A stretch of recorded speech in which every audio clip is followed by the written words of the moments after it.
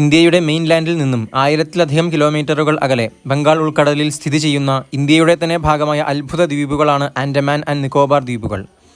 ഇളം നീലക്കടലിലെ ഈ ദ്വീപുകൾ ജൈവവൈവിധ്യം കൊണ്ടും മനോഹരങ്ങളായ പവിഴപ്പുറ്റുകൾ കൊണ്ടും സുന്ദരമായ കടൽ തീരങ്ങൾ കൊണ്ടും അനുഗ്രഹീതമാണ്. കരീബിയൻ ദ്വീപുകളോടും മാൽദീവ്സിനോടും കിടപിടിക്കാൻ തക്ക ശേഷിയുള്ള നമ്മുടെ ഇന്ത്യയിലെ അത്ഭുതമായ ആൻഡമാനിലേക്ക് എല്ലാവർക്കും സ്വാഗതം.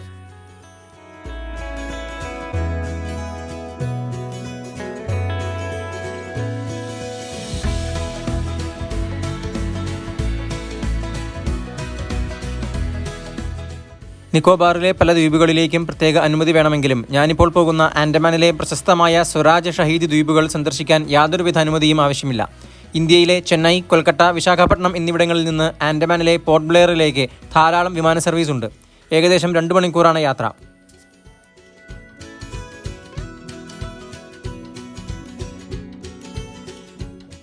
Veer Savarkar international airport.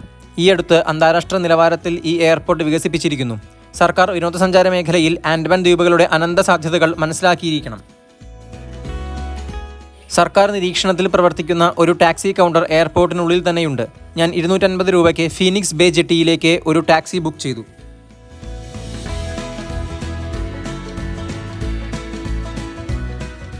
ഞാനിപ്പോൾ നേരെ പോകുന്നത് ഹാവലോക്ക് അഥവാ സ്വരാജ് ദ്വീപിലേക്കാണ്. സാധാരണ പ്രൈവറ്റ് ഫെറിയിലാണ് പോകുന്നതെങ്കിൽ ഏകദേശം 2000 രൂപയാകും. എന്നാൽ ഞാൻ ഗവൺമെൻറ് ഫെറി നേരത്തെ ബുക്ക് ചെയ്തിട്ടുണ്ട്. 600 മുതൽ 800 രൂപ വരെയാണ് ടിക്കറ്റ് നിരക്ക്. ഫീനിക്സ് ബേ ജെട്ടിയിൽ നിന്നുമാണ് ഗവൺമെൻറ് ഫെറികൾ പുറപ്പെടുന്നത്. ഇതാണ് ഗവൺമെൻറ് ഫെറികൾ. ഇവയിലൊന്ന് നീൽ ദ്വീപിലേക്കും മറ്റേത് ഞാൻ പോകുന്ന ഹാവലോക്കിലേക്കുമുള്ളതാണ്. ഗവൺമെൻറ് ഫെറിയിൽ ടിക്കറ്റ് കിട്ടാൻ വളരെ ബുദ്ധിമുട്ടാണ്. ഡയറക്ടറേറ്റ് ഓഫ് ഷിപ്പിംഗ് സർവീസസിൽ നിന്നുമാണ് ടിക്കറ്റ് ബുക്ക് ചെയ്യാൻ സാധിക്കുക. ലിങ്ക് ഞാൻ ഡിസ്ക്രിപ്ഷനിൽ കൊടുത്തിട്ടുണ്ട്. മിക്ക സീറ്റുകളും ദ്വീപ് നിവാസികൾക്ക് റിസർവ്ഡ് ആയതിനാൽ ബുക്കിംഗ് തുടങ്ങിയാൽ ടൂറിസ്റ്റുകൾക്കുള്ള ടിക്കറ്റ് വേഗത്തിൽ തന്നെ തീർന്നുപോകും. മക്രൂസ്, നോട്ടിക്ക തുടങ്ങിയ പ്രൈവറ്റ് ഫെറികളാണ് മറ്റൊരു വഴി. വില കൂടുമെങ്കിലും ആഡംബരമായ ബോട്ടുകളാണ് അവ.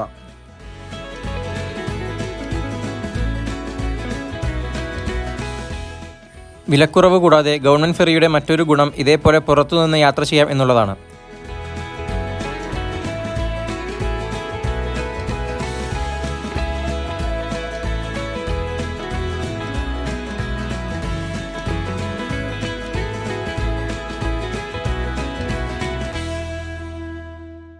ഇതാണ് ഈ ഫെറിയുടെ ഉൾഭാഗം. യാതൊരുവിധ ആഡംബരവുമില്ല.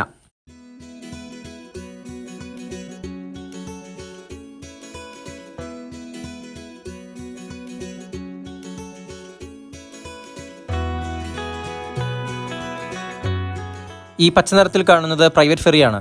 അങ്ങനെ സ്വരാജ് ദ്വീപ് അഥവാ ഹാവലോക്കിലെത്തിയിരിക്കുന്നു. ഹാവലോക്ക് ദ്വീപിനെ ഇപ്പോൾ സ്വരാജ് ദ്വീപ് എന്നും നീൽ ദ്വീപിനെ ഇപ്പോൾ ഷഹീദ് ദ്വീപ് എന്നും വിളിക്കുന്നു.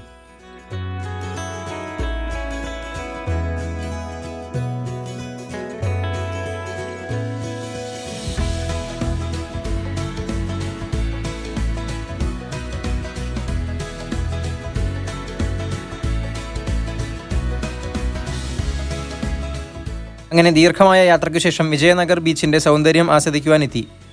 വളരെ ശാന്തവും സുന്ദരവുമായ ഒരു ബീച്ച്.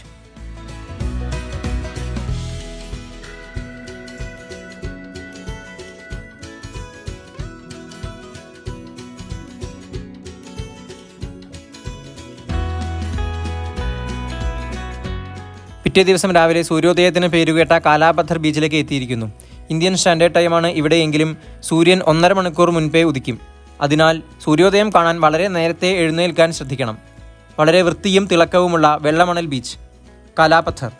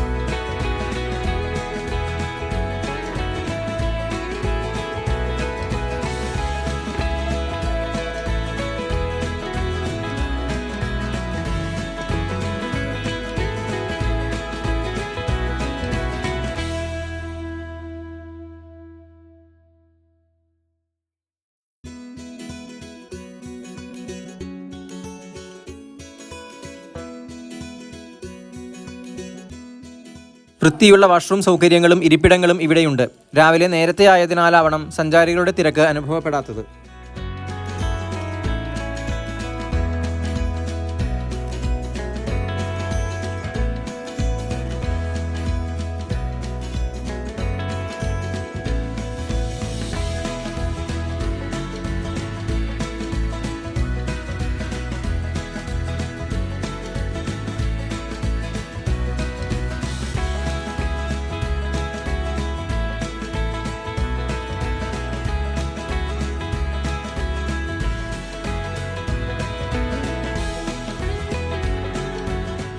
ഇങ്ങനെ ഒരു വശം വനവും മറ്റേ വശം സമുദ്രവുമായ സുന്ദരമായ ഗ്രാമീണ വഴിയിലൂടെ തിരിച്ച്. ആൻഡമാൻ യഥാർത്ഥത്തിൽ വളരെ വൈചിത്ര്യവും വ്യത്യസ്തവുമായ ജൈവ വൈവിധ്യത്താൽ സമ്പന്നമാണ്. ഈ അത്ഭുത ദ്വീപുകളുടെ കൂടുതൽ മനോഹരമായ കാഴ്ചകളിലേക്ക് യാത്ര തുടരുന്നു.